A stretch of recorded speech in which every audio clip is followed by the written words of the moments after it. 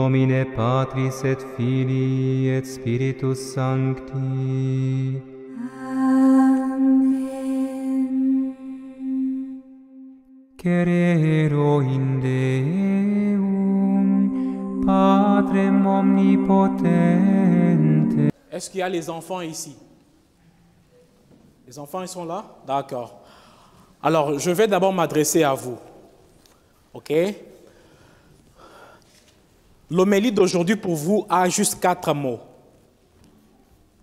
Si on vous demande qu'est-ce que vous avez appris aujourd'hui à l'église, vous allez dire ceci. L'abbé nous a enseigné que Jésus est notre roi. Ça va? Les enfants s'entendent bien? Qui est votre roi? Jésus. Qu'est-ce qu'on vous a dit? Jésus est notre roi. Ça va? Retenez ça pour aujourd'hui. Quand vous allez grandir, nous allons aller en profondeur avec ça. OK? Pour aujourd'hui, retenez seulement ça. Jésus est notre roi. Alors que nous célébrons aujourd'hui, pour tout le monde, les grandes personnes maintenant, Jésus en sa qualité, fonction et nature de roi de l'univers, je propose pour notre méditation le thème que voici. Le bilan du serment d'allégeance. C'est ça le thème de l'homélie ou de la prédication d'aujourd'hui. Le bilan du serment d'allégeance. Un peu un gros thème là. Mais on va l'expliquer d'abord. Le bilan c'est quoi? Le bilan c'est une évaluation. Un bilan c'est qu'une personne a travaillé ou a fait un projet ou a commencé à vivre. Même les couples ensemble, ils ont déjà vécu.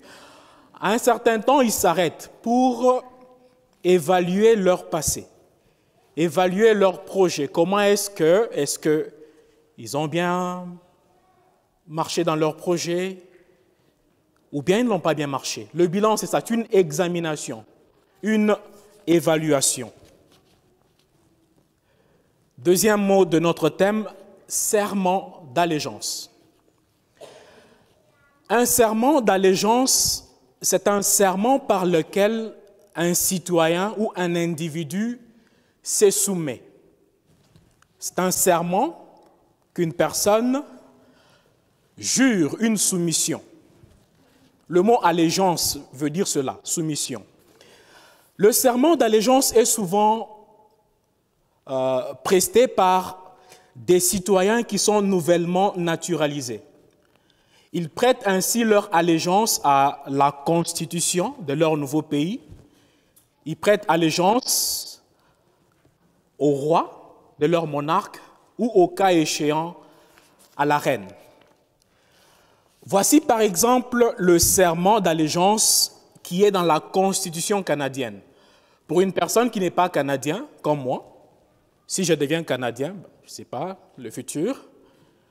Alors, si une personne qui n'est pas canadienne devient canadien, il doit prêter ce serment d'allégeance que voici. Il va dire ceci. Je jure solennellement que je serai fidèle et porterai sincère allégeance à Sa Majesté la Reine Élisabeth II, Reine du Canada, et à ses héritiers et successeurs, que j'observerai fidèlement les lois du Canada, y compris la Constitution qui reconnaît et confirme les droits ancestraux ou issus des traités des Premières Nations, des Inuits et de Métis, et que je remplirai loyalement mes obligations des citoyens canadiens. Par ce serment, je me soumets au nouveau pays, je me soumets à la royauté. Alors, pourquoi ce thème, le bilan du serment d'allégeance aujourd'hui? Où est-ce que l'abbé veut nous mener avec tout ce thème? Eh bien, parce que par notre baptême, frères et sœurs, que vous l'acceptez ou pas, nous sommes devenus citoyens de la royauté de Jésus. Par notre baptême, nous avons promis, même dans le credo, allégeance à Jésus et à sa royauté. Alors qu'aujourd'hui nous célébrons Jésus comme roi de l'univers, je trouve qu'il est important que nous faisons un halte, que nous nous arrêtions pour examiner notre soumission à Jésus et à sa royauté. Que nous regardions si, depuis notre baptême, nous avions été vraiment soumis, obéissant à Jésus et à sa royauté. Ça va?